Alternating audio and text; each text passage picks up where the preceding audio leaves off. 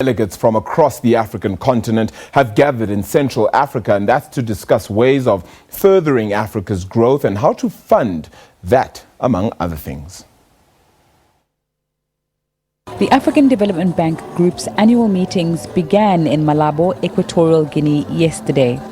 The meetings aim to capitalize on the momentum generated by the ratification of the Africa Continental Free Trade Agreement. Small and medium enterprises are a known driver of growth, and one young farmer from Cameroon is hoping to meet private sector investors at the meetings. So from then on, I'll be able to run my next project, which is an entrepreneurial hub for youth, based on those opportunities which they offer, so we work in that same path. The theme of this year's meetings is regional integration to advance Africa's economic growth. There are around 1.3 billion consumers with a combined gross domestic product of about $3.4 trillion on the African continent, but growth cannot happen without harnessing the power of both technology and small and medium enterprises. One entrepreneur is trying to do just that. If you think of companies in the townships, in the spaza shops, etc., they'll struggle to get access to the cash that they need to grow their business, to buy inventory, to do what they need to do. So what we would do is we'd actually say, okay, we'd actually work and aggregate all these spaza shops. We put the technology in so they can run their business better. We would then actually work with a bank like ABSA or someone else, or Standard Bank, to say, great, now we have this data around spaza shops. We're going to actually bring investors in, that if you agree to work with these spaza shops, we'll actually have the investors invest through your bank into the spaza shops, monitor the system, and so you can keep growing them as these guys grow from spaza to small store to hopefully one day be a pick and pay and grow across Africa. It's estimated that Africa's GDP growth could reach 6% a year in a continent without borders, and one woman has a sweet way of trying to contribute to that growth. Here, Malabo is very, very historical place for cacao industry in Africa, and everybody loves chocolate, right?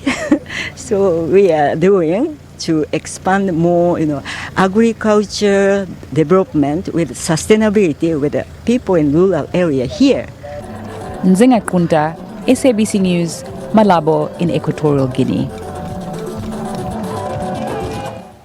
Various ways on how to fund Africa's growth, how to push Africa forward as well. The latest coming through from the African Development Bank meetings. Let's cross live now to our colleague Nzinga Qunta, of course, in Malabo in Equatorial Guinea. The luck of the draw this time around, Nzinga, having had a summer there at the African Development Bank meetings. Won't you just share the latest to have come out of the meetings thus far? Thank you. A very good afternoon to Arabile and to our viewers. It's day 2 of the annual Africa Development Bank Group meetings here in Malabo in Equatorial Guinea. And there's 2 important things that are expected to happen today. One is the launch of the Africa Digital Financial Inclusion Facility.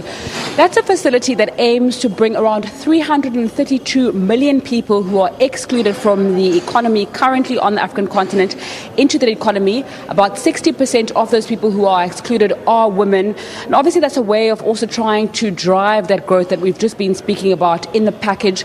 McKinsey Group estimates that if those people are included in the economy, around 95 million jobs could be created, and there could be growth of around 6% across all emerging economies on the continent. That 6% number is very interesting because that's also the number that said that Africa's GDP can improve if that Africa Continental Free Trade Agreement is implemented properly. There is a borderless Africa and there is one market.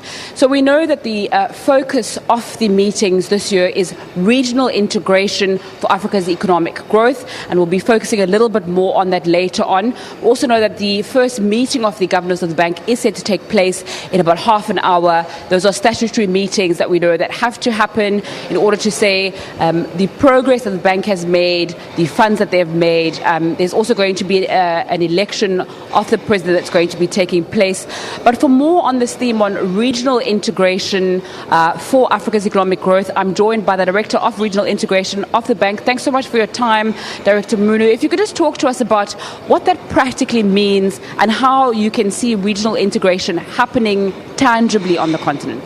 I think for the African Development Bank, we're very, very clear on how regional integration is going to happen.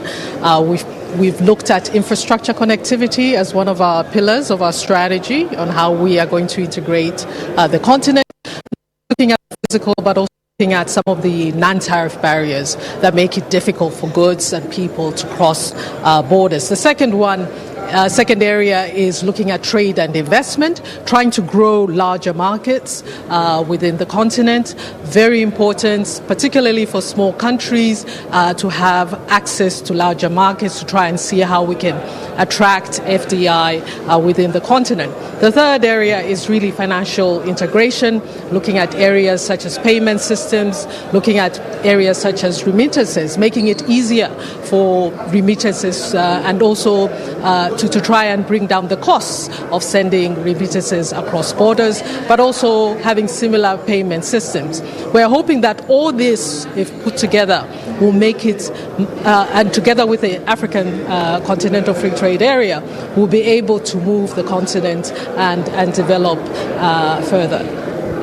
There's a big focus on small and medium enterprises, youth and women being drivers of growth for Africa's future. Talk to us about how the bank envisions that happening and them being included. Well, the bank really works with these groups. Very, very important, as you've said.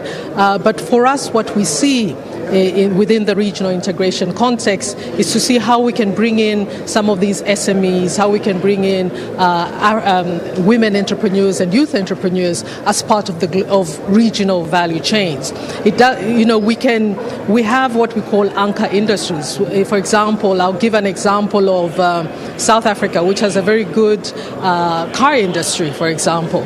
So some of those parts could be sourced from the inputs or the intermediate supplies that go into the manufacturing of cars could be supplied for countries around neighbors. For example, you could get leather from Botswana. You could get, right now I know that Lesotho provides a lot of car seats to the car industry in South Africa. We could look at tires. Then we could look at small components. For example, what are the nuts and bolts that could be developed to support and really help some of these areas where SMEs are engaged. Thanks so much for your time on SABC News. The director there speaking to us about regional integration and practically how that would manifest, using that example, of course, of South Africa and how that products can be sourced from around, making sure that the economies grow, making sure that small and medium enterprises and women are included as well. Arabile, it's a very hot day here in Malabo. We are just starting to bring you some voices and views, and we'll continue doing that throughout the day and throughout the rest of the conference. For now, it's back to you in studio. Nzinga, don't just bring back the African story with regards to how we grow the growth out here, but certainly bring back that weather too. Our very own Nzinga Qunta out in Malabo, of course, in Equatorial Guinea.